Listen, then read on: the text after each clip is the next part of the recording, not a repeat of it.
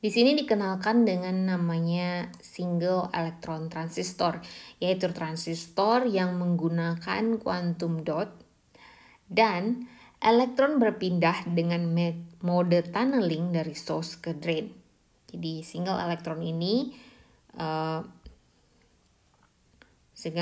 ini memakai quantum dot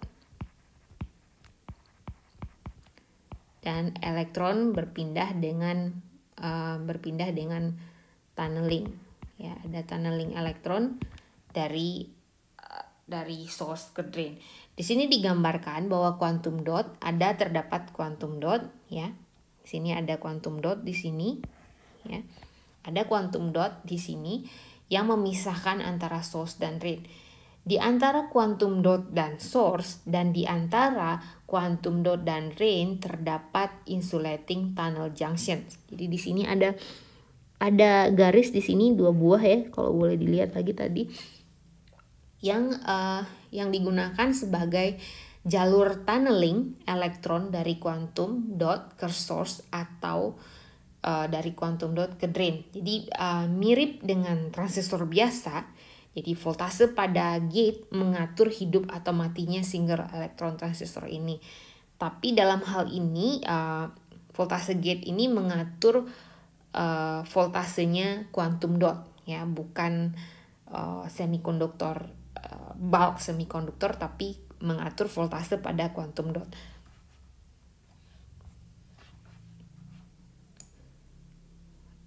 Disebut sebagai single electron transistor karena pada alat ini hanya ada satu elektron yang dapat berpindah pada saat pengoperasiannya. Berbeda dengan transistor biasa yang melibatkan perpindahan banyak elektron.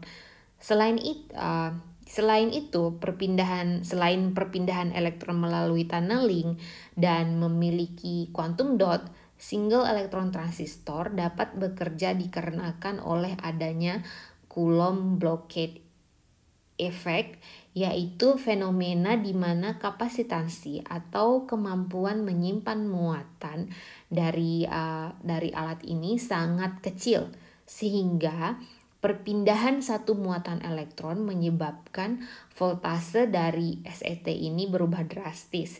Jadi ingat, kapasitas adalah muatan dibagi voltase. Jadi single electron transistor ini dapat bekerja karena beberapa hal. Pertama, harus punya quantum dot, ya. Kedua, elektronnya berpindah dengan mode tunneling, dan yang ketiga adalah adanya Coulomb blockade effect. Jadi harus ada 3 fenomena supaya single electron transistor ini dapat bekerja dengan baik.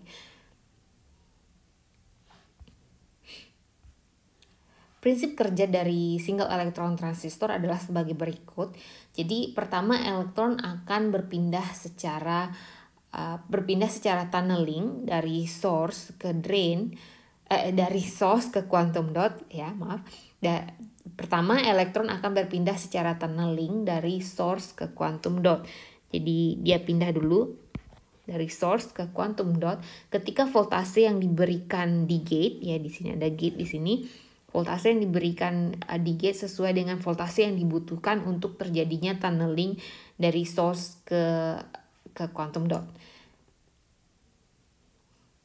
Ketika tunneling terjadi, hanya ada satu elektron yang dapat berpindah dari source ke quantum dot karena adanya Coulomb blockade effect yang menyebabkan naiknya potensial dari quantum dot sehingga elektron kedua tidak dapat masuk ke quantum dot.